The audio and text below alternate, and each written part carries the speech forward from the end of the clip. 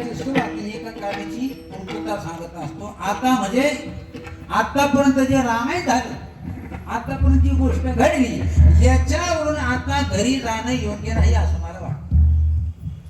कारण भार भिंत विसरले, ही सगळी जबाबदारी विसरले, आणि जबाबदारी विसरणारी माणसं प्रपंचात चालत नाही. जबाबदारी स्वीकारणारी चालतात, पण जबाबदारी जर नसेल तर मग ती प्रपंचात चालत नाही. म्हणून मी स्वतःला विसरले, जबाबदारी विसरले. आता कैशी जाऊ घरा नुहे बरा लौकिक. प्रपंचामध्ये लौकिक अशा प्रकारचा चांगला नाही. का चांगला नाही? त्याचं कारण जगत जे आहे ना, तुमच्या मनासारखं वागत नाही. तुम्हाला जसं पाहिजे तसं जगत तुम्हाला साथ करत नाही. म्हणून या पद्धतीने परमार्थिक दृष्टी जीवन व्यतीत करत असताना समाजाचा तुम्हाला उभं आला पाहिजे. साधना करणाऱ्या माणसाला समाज चालत नाही. कारण का? जन हे सुखाचे अंतकाळीचे नाही कोणी. जगत तुम्हाला योग्य प्रकारचा परमार्थ करून देत नाही. आई स्वाहा लौकिक कदा राखवेला पतित पावना देवराया. संसार करिता म्हणते हा दूषिता चिताची पोटपोसा. माणसाची विचित्र अशा प्रकारची कहाणी आहे. तुम्ही जर परमार्थाला लागल्याची तर लोक म्हणतात यांना आईचं खायची सवय लागली, सप्तेमध्ये भेटत ना चांगलं आहे की नाही. मग घरी काय थांबतील, तिकडे गोड चांगलं खायला भेटतं. म्हणून अशा प्रकारचं कामाच्या नावाने शिवका असं म्हणतात. वारीला जर आपण निघलो ना, ओ यायचं का पंढरपूरला निघले का तुम्ही? हा येता का तुम्ही? नाही तुम्ही जा, आमचा देवाला निरोप सांगा. असं कधी नाही. चांगले बरं का, तुला पार वाटते तू आपल्याला सांगणार असंच काही चांगले. आपण पंढरपूरला गेल्याच्या नंतर तिकडून आलो तर तिथंच सांगत चौकडी पुढं त्या वाट्यावरती पारावरती कुत्रांचा वाटा म्हणतात त्याला. तिथं पुन्हा त्याची आपली गाठ पडली. वा आली का तुम्ही पंढरपुरावर? आलो ना. आणि पार काळे पडले. आता होणार माणूस काळी पडतात, पंधरा काळे लागतं, ठिकाणा बसतो है की नाही. मग ते ऊन असतं, वारा असतं, पाऊस असतो, त्याच्यामुळं तब्येतीवरती त्या प्रकारचा परिणाम होतो. बरं मग भेटलं का देव तुम्हाला? भेटला ना. काय म्हणला देव? म्हणलं तुझं गथोडं दाबून झालं का? अरे घामाचा इथं बसला. मग आमच्या बरोबर अवस्था जीव तरी अशा प्रकारचा झाला. अशी चांगला चौकडी.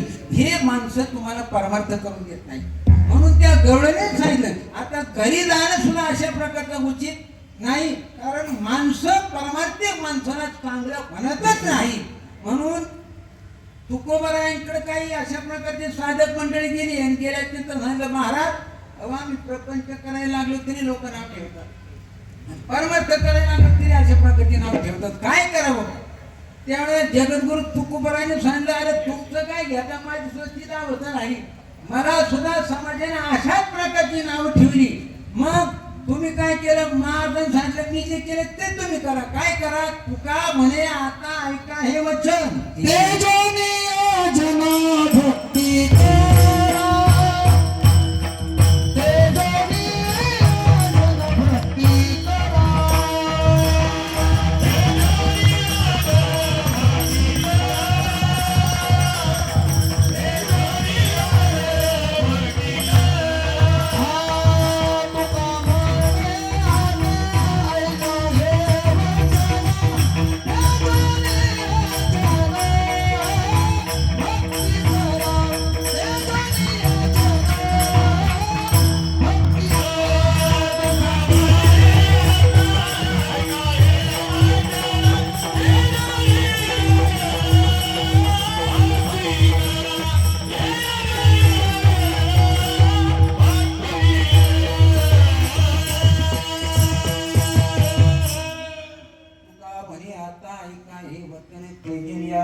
भक्ती करा. या पद्धतीने त्या गवळीने सांगितलं घरी जाणं उचित नाही. महाराजांनी सांगितलं मग काही लोकांकडे निरोप येऊ का घरी? तर त्याने सांगितलं घरी सुद्धा निरोप देण्यात काही अर्थ नाही. कारण का? पाडकी अशी सांगता गोष्टी घरची कुटी खातील. आता कैशी जाऊ घरा नोई बरा लौकिक. या पद्धतीने महाराज सांगतात. मी सांगतो ते पण ऐकत नाही. तू दुसऱ्याकडे कुणाकडे निरोप देऊ तर ते अशा प्रकारे तुला चालत नाही. मग आता मी तुला एक प्रकारचा सल्ला देतो, काय तू ज्या परमात्म्याला पाहिजे ना त्यालाच अशा प्रकारचा आणि मी पाहण्याचा प्रयत्न कर. आपण याच्या शेवट त्याच्या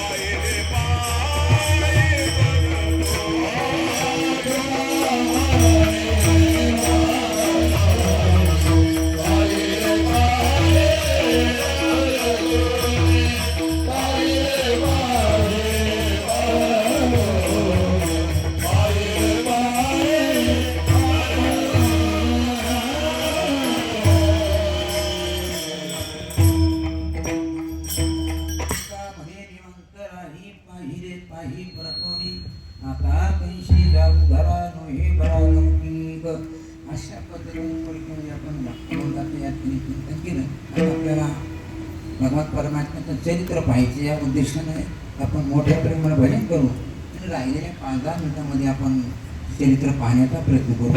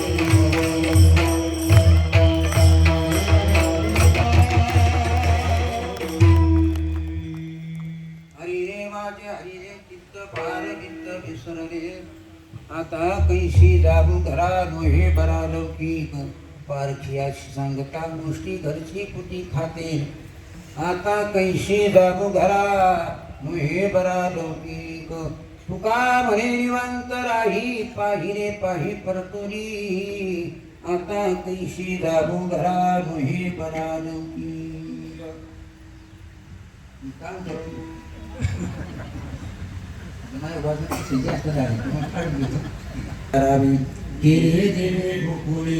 तारू भगवत सागरी ते गुंतरीचे अधिकारी कार्यातच कीर्तन म्हटलंय नाही तर थोडं तरी अशा प्रकारचं चरित्र वर्णन करावं लागतं म्हणून यामध्ये सांगत ही परंपरा आहे की भगवान कृष्ण परमात्मा 1600 वर्ष या मृत्यू लोकामध्ये राहिले मृत्यू लोकांमध्ये राहिल्यानंतर असं म्हणतात की गोकुळामध्ये जे काही परमात्म्याने चरित्र केलं 11 वर्ष 56 दिवस आणि त्या कालावधीमध्ये जे अशा प्रकारचं चरित्र घडलं त्याचंच या ठिकाणी चिंतन करायचं असतं म्हणून द्वारका किंवा मथुरा तर भाग जास्त आपल्याला पाहायचं नसते कार्याच्या कीर्तनामध्ये म्हणून या उद्देशानं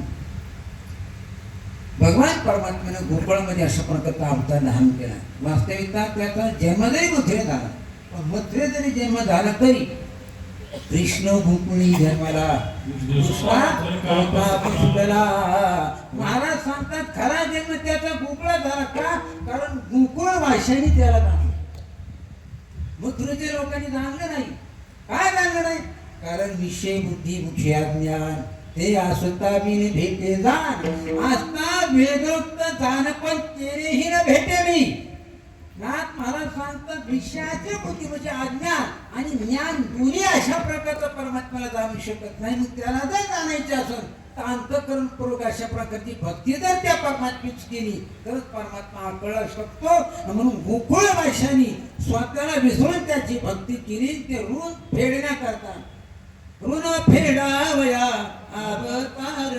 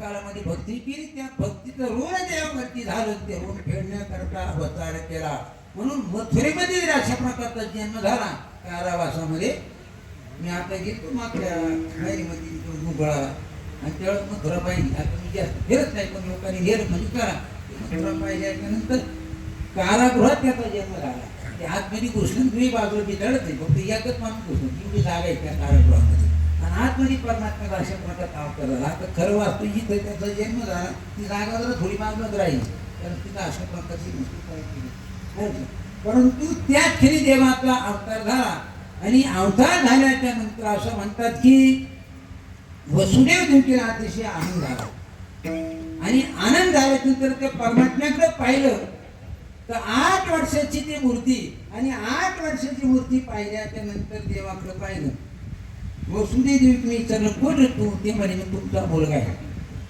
कोण आहे मुलगा आहे समजे आणि काय मिळत लागलं एवढा मोठा पुढं मुलगा असतो का हे की नाही त्याला स्तनपान करायचं त्याचं लालनपान करायचं मुलगा अशा प्रकारचा लहान असतो मग त्या झालं काय हरकत नाही अशा प्रकारचा लहान होतो मग लहान होतो म्हटल्यानंतर तो बालक लहान झालं आणि लहान झाल्याच्या नंतर मग वसुदेवाला अशा प्रकारची चिंता पडली त्या देखील विचारलं आता काय तुम्हाला चिंता करायचं कारण आहे त्याने सांगितलं हे जर अशा प्रकारचं कंसाला कळलं आणि कंसाला कळल्यानंतर तो इथं येईल आणि माझ्या बाळाला मारल्याशिवाय राहणार नाही असं तू चिंता करायला लागला. मग चिंता करायला लागल्याच्या तर देवाने ते ओळखले. न सांगता तुम्हा कळून येते अंतर विश्वी विश्वभर आरोग्याने लगे. देवाने मनगत ओळखून सांगणारे आता माझा अवतार झाला. तुम्हाला काळजी करायचं काही कारण नाही. फक्त आता मी जसं सांगत तसं करा. मग काय करा, मला इथं ठेवू नका. मग पुढे या. नंदाच्या घराला मजले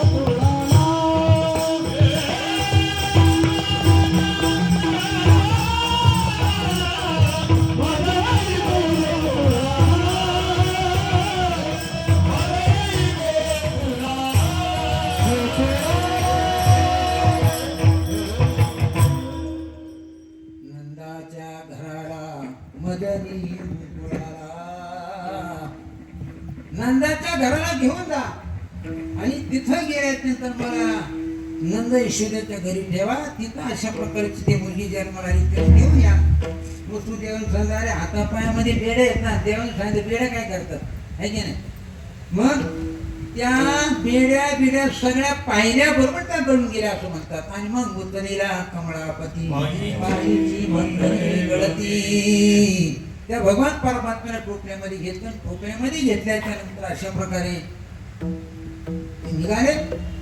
यमुनाबाई अशा प्रकारची दुथडी वाहत असताना वसुदेवाने विचार केला पलीकडे कसं जायचं. पण धाडच केल्याच्या नंतर त्या पाण्यामध्ये शिरल्याच्या नंतर ती यमुनाबाई अशा प्रकारची पळायला लागली. कारण का त्याने विचार केला आपल्याला सुद्धा भगवान परमात्म्याचं दर्शन व्हायला पाहिजे या उद्देशाने भगवंताने विचार केला. पाणी जरी जास्त वाढले जरी आपला पाप असला तरी आपल्याला बरोबर राहायचा नाही. म्हणून अशा प्रकारचं स्वतःचा पाय त्या बाहेर काढला आणि त्या यमुने मातेला अशा प्रकारचं दर्शन दिलं. यमुने माईने वाट दिली. गोकुळामध्ये गेले आणि गोकुळामध्ये गेल्यानंतर भगवान परमात्म्याने तिथं ठेवलं आणि तिथं ठेवल्यानंतर मायेला घेऊन अशा प्रकारची मुद्रित आली. ती मग एवढं झटपट कशी तुम्ही चालायला लागले त्याचा कारण वेळ पडा झालाय म्हणून वेळेमध्ये अशा प्रकारचं होत काय पाहिजे. म्हणून लांब टाकाटाकी तिथं आपल्याला जायचं बरं काय रानवर काही शोधत जमत नाही की नाही. म्हणून जेवढं आपल्याला प्यारे तेवढं फिरायला पाहिजे.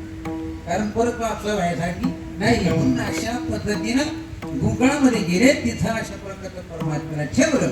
मायरा आणलं आणि मायरा आणल्याच्या नंतर माया तिथं ठेवली. आणि मग अशा पद्धतीचे काही द्वारपान वगैरे होते ना सेवेकरी तिथून पण मग अशा प्रकारचे हुशार म्हणायला लागले. ते त्या दुनियाला झोपा लागल्या होत्या. त्यावेळी ते चोमुनी टाकली ते झोपले. वसुदेव पुन्हा आला. पुन्हा जागेवरती राहिले आणि हुशार म्हटल्याच्या नंतर माया तिथं आली. माया तिथं आल्याच्या नंतर रणे माझ्या घरी आकांत नामा महे उठते दूत. मुलगा जन्माला की ती पहिले रडतं म्हणतात आणि त्यात मुलगी जास्त रडते. म्हणून ती मुलगी रडायला लागली आणि सेवकाने ऐकलं लगेच पळतच गेले. ते सांगितलं काम तुझा वय जन्माला आला. 8वा जन्माला आला. 8वा जन्माला आला म्हणल्याबरोबर ते पळत सुटलं. आणि पळत सुटल्याच्या नंतर वसुदेवला विचारलं कुठे 8वा. ती देवची मुलगी दादा हे 8वा नाही 8वी मुलगी. हा एवढी ते राहू दे गाव सर. मग हे देवाचं काय मोठं बोलतं रे. 8वा जन्माली म्हणजे 8वी कशी आली. पण त्याला नारदाने सांगितलं होतं कोणला ठेवू नको नाही की नाही. कोणी 16व्या भेटे देव ऋषी वधी बाळकाचे ठेवू नको. म्हणून त्यानं ती माया म्हणलं मायाच नाही तर कोणी माझा देवावरती भरवसा अजिबात नाही. म्हणून त्या मायाला उचललं तिच्या पायाला धरलं आणि गरगर अशा प्रकारचं फिरून आपटणार. ते हातात ते सुटले आणि हातात ते सुटल्यानंतर आकाशामध्ये गेली. आकाशात गेल्यानंतर सांगितलं दुष्टा तू माझ्या नादी लागतो का. अरे तू माझ्या काय नादी लागला. तुझा वध करणारा तुझा वैरी माझ्या अगोदर जन्माला आला. तुझा लागी भाटी रूप झाला माझा. रूप झाला माझा. रूप झाला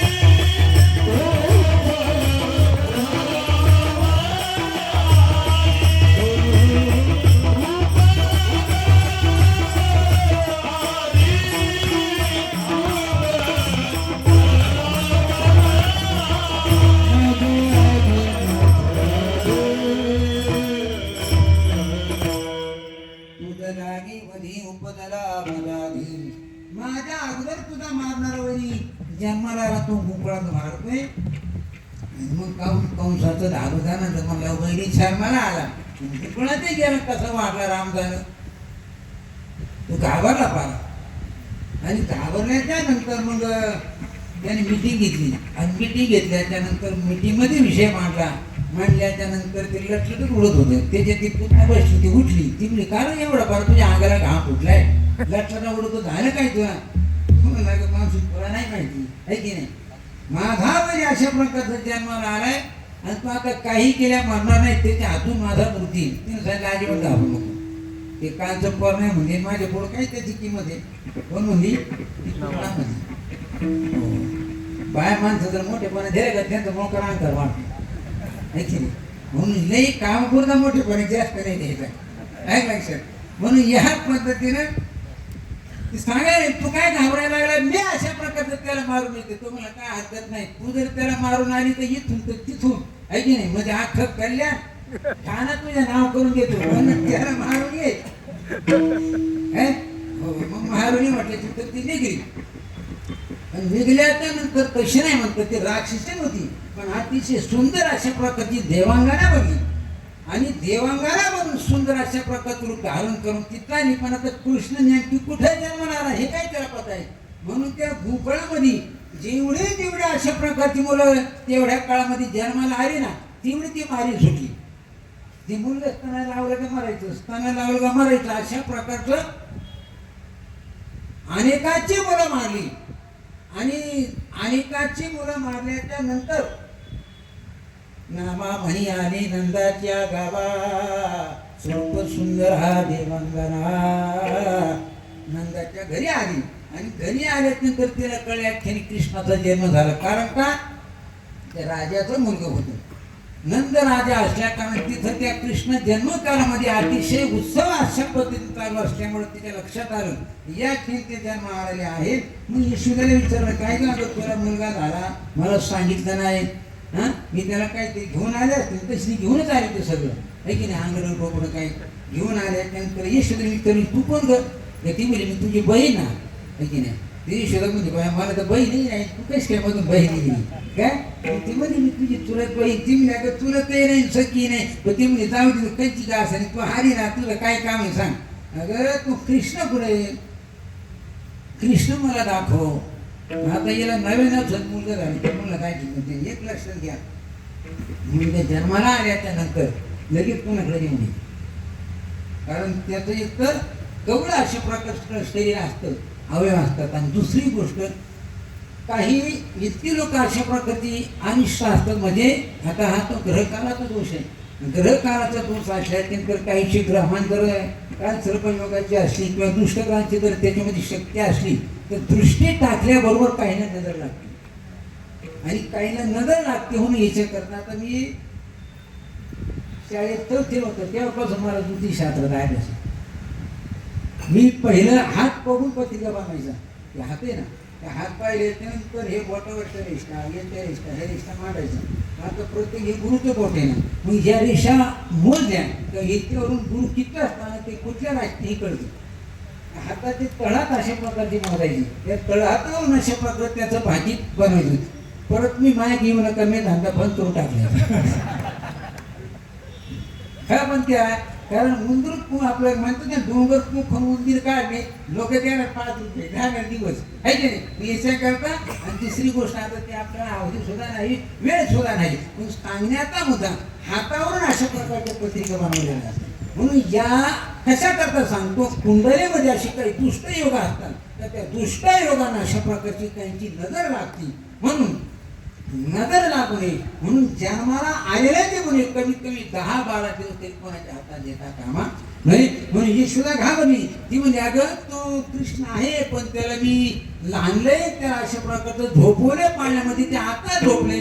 मग आता झोपले म्हणे कृष्णाने सांगितलं झोपून जमायचं नाही, आपण झोपण्याकरता आलो नाही, आपल्याला कार्य करायचंय, माणसाचा उद्धार करायचा आहे. म्हणून झोपून कसं चांगलं ते रडायला लागले. आणि रडायला लागल्यानंतर ती पुतणा म्हणजे अगं काय यशोदे खोटं बोलती, मुला करता मी एवढ्या लांब आले, तुला ते बोलत राहिले तर आम्हाला पोर नाही राहिले आहे की नाही. म्हणून अशा पद्धतीने ती घरामध्ये गेली, कृष्णाच्या पाळण्याकडे गेली आणि कृष्णाकडे पाहिलं.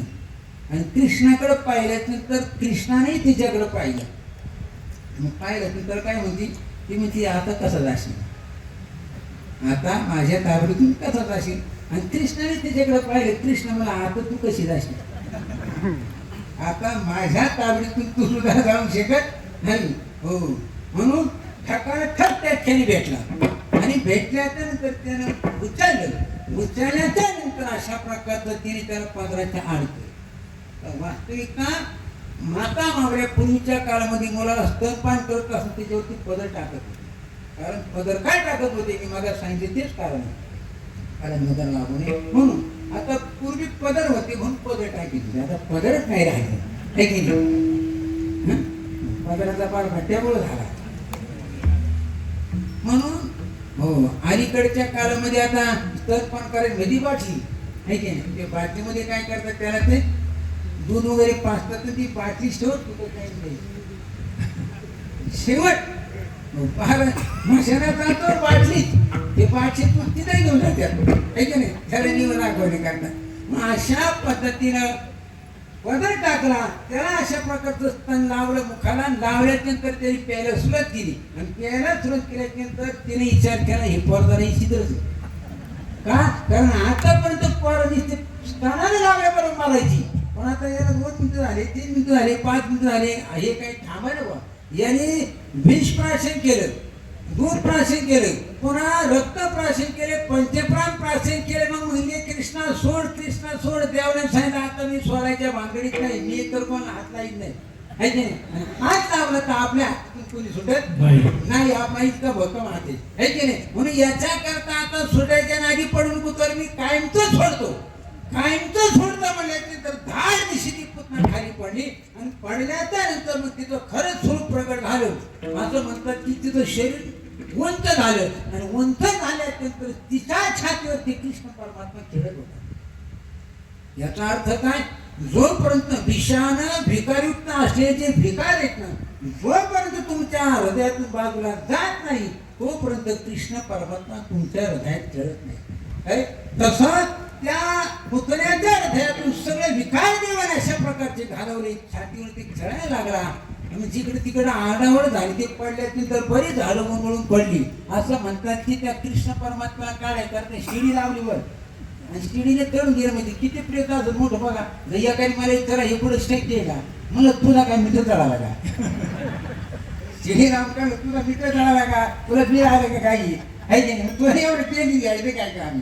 आणि शास्त्रकार सांगतो बाबा. म्हणून त्या कृष्ण परमात्म्याला काढलं आणि काढल्याच्या नंतर असं म्हणतात की त्या काळामध्ये शरीराचे तुकडे केले आणि शरीराचे तुकडे केल्यानंतर 12 गाड्या असं म्हणतात की ते शरीर भरलं. त्याच्या अशा प्रकारचं स्मशानामध्ये त्याला काडी लावली आणि काडी लावल्यानंतर ते फेटलं. तर फेटल्याच्या नंतर अख्ख्या तेवढ्याही भागामध्ये अशा प्रकारचा सुगंध सुटला. आता आपलं प्रेत पेटलं सुगंध नाही सुटत, बरीच माणसं ती जवळ थांबत नाही. आणि दुसरी गोष्ट प्रेताच्या जवळ थांबण्याची असते, जवळ जी माणसं आगली लावतात त्यांनी थांबायची, त्याला थांबायचं नाही. का? कारण त्याचा जर श्वास किंवा त्याचा जर आगीचा धूर जर तुमच्या आतमध्ये घुसला तुम्हाला स्नान करावं लागतं. स्नानाने शुद्धी होती, तसं होत नाही. तसं घरात शिरू नये, आहे की नाही? तसं जर घरात शिरलं तर त्याच्या काही वासना तुमच्या संख्या राहणार नाही. म्हणून प्रेताला अग्नी द्यायला गेल्यानंतर प्रेताला स्पर्श करायचा नाही, धुरून अशा प्रकारचं त्याला वंदन करायचं. आणि जर तसं स्पर्श झाला तर स्नान करावं लागतं. तसं त्या ठिकाणी दुर्गतीने सुटला, श्वास सुटला. श्वास काय सुटला त्याचं कारण भगवान परमात्म्याचं मुख त्या मातेला लागलं, म्हणून अशा प्रकारचा श्वास सुटला.